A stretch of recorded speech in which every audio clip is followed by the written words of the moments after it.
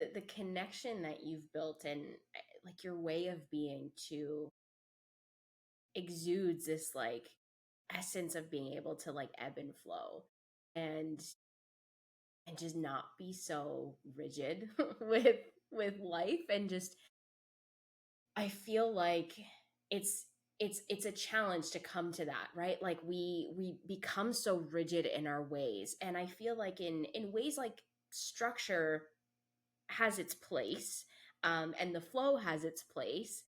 And how do we create this like beautiful harmony between the two? Because I feel like when we become so rigid in our ways, we lose the surprise of life in ways. Totally. And I'm Yeah. curious, like, what's been your journey with creating that harmony? How do you see that?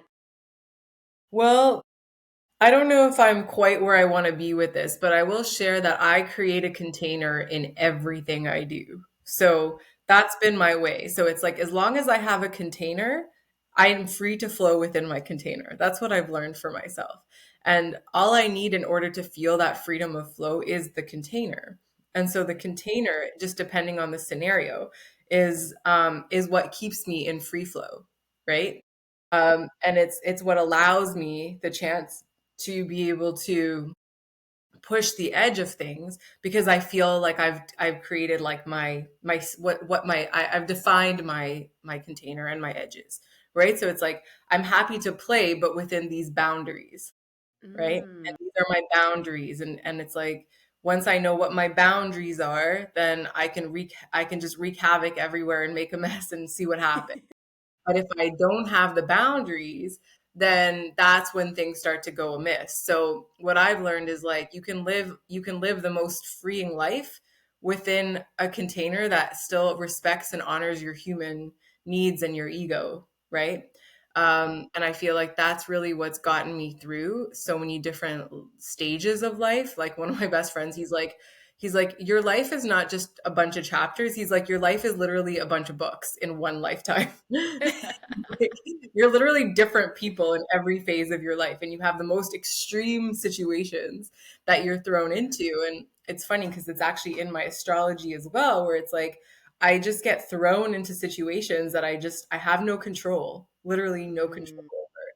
And I think being thrown into those situations has pushed me to become like this more than anything. It hasn't happened from a place of, oh, I'm so present and I just am ready to elate myself into these certain, no, it's like these rude There awakenings you that I've go. been thrown into because I've had to deal with life as it's been thrown at me. And that's, I think, why I've become stronger in this respect.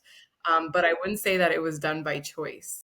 I mean, my soul chose it, but like my human didn't choose it, you know? Right, exactly. Yeah. Can you like I'm curious, what does that look like when you kind of create containers? Like I'm so fascinated by the way you explain this. Mm, What does yeah. that look like for you as like business, especially like in it almost feels like just witnessing like you're in Yeah. a new chapter or book of business. And Yeah. then what does that look like too as well in just for contrast like family and growing your family? Like what does that Yeah. look like for you? Yeah, so like for example in business, like as an intuitive, I'm sure you experience this too. Like when I'm channeling and using those gifts, it's a very different energy than like doing other kinds of, let's just call it work, right? So if I'm coaching somebody, but my coaching is just coming like from a strictly like human to human place, like I don't feel like it pulls too much on my spiritual resources. But once I start like really diving in through my third eye and my psychic senses and I start channeling for people, like I cannot do that every day, all day, right? Like it just doesn't. I need space from because those require like so much presence and focus and so much like just quiet around me to really hyper focus what it is that I need to tune into that I don't think I could just do it all the time. Right? Maybe in the future I will be able to, but at this point in my life, like doing that through my business is like literally like spiritual suicide for me. So Yeah. I've created like the Soulpreneur Institute, for example, and it's like this online school platform where people can come in. It's like a Facebook, and everyone can type in the general discussion and comment on each other's posts. And then I have all of our events set up on a weekly basis where people can jump in, and we have things like live coaching, empowerment calls. But every Tuesday, I do this thing where I say, okay, I'm going to make a post. And the first 10 people to respond can ask any question and that they need intuitive insight for. And then on Tuesdays, I go at it at my own time and my own pace, but I know it's every Tuesday, so it's in my schedule.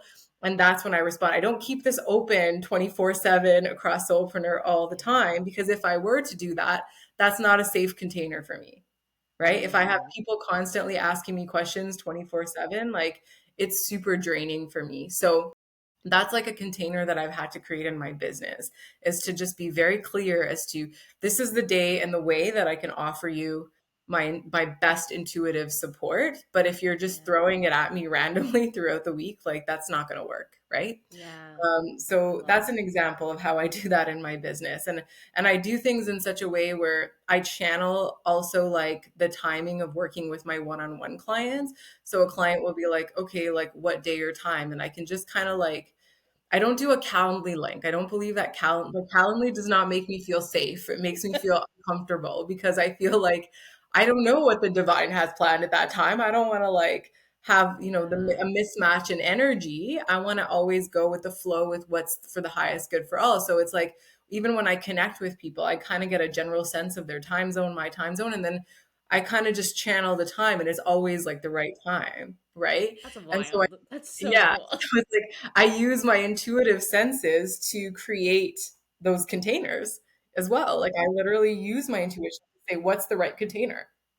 And that even when I work with one-on-one clients, I literally channel like, okay, I think we should work over this many months. Other people, it's like this many months. Like it's always different based on the person. Everything is customizable, but the Yeah. container is created intuitively at the very beginning of everything I do. So people already know what they're getting into. They're like, yep, I'm committing to this weekly or monthly or whatever it is. And once the container is established, then anything can happen from there, right? Yeah. Like the sessions can go wherever they need to go, but the container is clear. So I'm not like feeling out of control in that sense, right? Yeah. Yeah, with the family, it's a lot harder because like we're always traveling, and then we have the baby, and we never know when we're gonna get sleep, when we're not gonna get sleep. We never know when the baby's gonna cry or not cry. Like that's a lot harder to control. But the beautiful thing is that we have the container and the agreements within our family structure, right? So like between Guillaume and I, Guillaume's like the reason I had asana, right? Like Mm, I would not have had a baby if it wasn't for my husband. Like I never planned on having children in this lifetime until I met yeah. him. And then, so even when I was pregnant, she kept saying, Daddy's my best friend, Mom. You just go out there and be my hero, but Daddy's my best friend. And so she was psychologically preparing me for a whole different kind of life where now I get to have a husband that's more like, I'll watch over the baby, you do the work, right? Mm, And so it's like even right now, right? Like he's like, you're yeah. on the podcast, babe. Like you go have a great time. I'm gonna watch the baby. So it's like there's always this feeling of like I know that I can go full on with my business because my husband is there to be there for the baby. And so I have this sense like my baby's safe and she's okay and I don't have to put her in the hands of a stranger. Of Because course. like it's really important that these two have this bond in this lifetime. And at first I was kind of like triggered, right? I was like, but I'm the mom, right? Like I should Yeah. like And there's isn't that because of, well, I don't want to assume, but conditioning. isn't that Yeah. exactly, right? Yeah. The norms. Mom takes Yeah. care of the baby. And daddy works, right? Exactly. Yeah. So, but in our family, it's a little bit flipped. So Mm, it's yeah, but it's my soul's alignment, right? yeah. He's still my protector. Like it doesn't Of make course. he's still the masculine. He's still my protector. He's still the one that makes me feel safe. He's super Hmm. in his masculine still. I just get to do my business while he has this just outstanding bond with his child that I have the beauty and luxury of witnessing, you know? And of Yeah. course, I have my own relationship with her, but she has a very different relationship with me than she does with him, right? Right. And that's by design. So I'm not gonna mess with that, right? Like, I'm not gonna try to make it something it's not supposed to be. So Mm, I that's why love it all that. works. Yeah. Yeah, I appreciate honestly you just sharing your shedding that light on just the way that you look at things, because I feel like especially for those that listen and are in business specifically, aside from like the family aspect, because that's one thing, but the business aspect is just part of me feels like this is also kind of just like the way things are shifting in the way that I see business and Yeah. coaching specifically industry is just the containers that are being created is around like mentorship, and it's you're resonating with the person. It's not Yes. necessarily just like what am I Coaching. getting out of this. Of Exactly. course we want, of course we want to make sure that we, that aligns, but I think that naturally will, but it's really like landing with the person, and I'm really here for that. Like, I Mm, think that's even what I'm leaning into as I like kind of recreate my business too and create these new containers. It's like this is and it's beautiful because you're creating this space where you get to really go deep with people. yeah. And it's a different level of service, and I'm so here for It's like the way that's looking like. yeah. I'm getting goosebumps as you're saying that. Yeah, I think Yeah. also for me too is a little bit of like a valid, not valid, but like a confirmation of just Yeah. like, yep, this is the way you're supposed to go as well. Totally, It's totally. Because like powerful. people have to, when I look at a person, like I see like universes literally within one Mm, person. I just see like multiple universes. And I feel like every single person is like just like this place to explore is how I see mm, people as a place to explore. And I see it as like fun and I see it as exciting.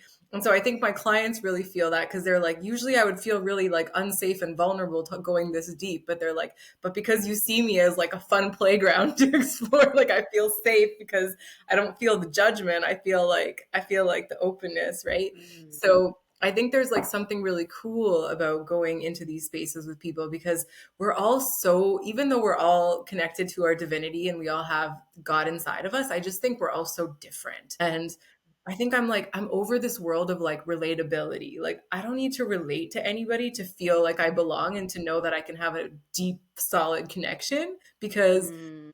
I think our old way of connecting in the matrix is all about we have the same beliefs so we can relate to each other.